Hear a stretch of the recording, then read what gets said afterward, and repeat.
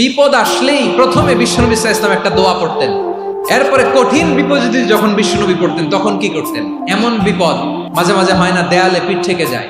বিশ্বনবী এরকম কঠিন বিপদে পড়েছেন জীবনের কিছু কিছু মুহূর্তে। ওই মুহূর্তে বিশ্বনবী স্পেশাল দুইটা দোয়া পড়তেন। এই দোয়াগুলো আপনাদেরকে জানিয়ে দেয়। বিশ্বনবী সাল্লাল্লাহু আলাইহি ওয়াসাল্লাম বলেন, আকস্মিক দুর্ঘটনার বিপদ থেকে যদি কেউ বাঁচতে চায়, সকাল সন্ধ্যা যেন প্রত্যেকে এই দোয়াটা পড়ে। সকালে যদি 3 বার পড়ে, সন্ধ্যা পর্যন্ত হঠাৎ বিপদ থেকে সে রক্ষা পাবে। এবার আমাদের জীবনে দুশ্চিন্তা আছে না নাই বলেন?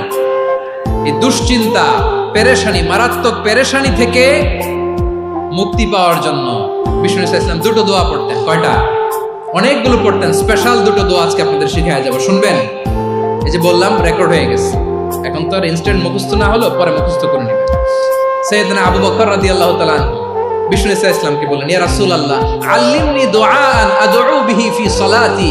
নবী হে, আপনি আমার এমন একটা স্পেশাল দোয়া শিখায়া দেন যে দোয়াটা আমি নামাজে পড়ব।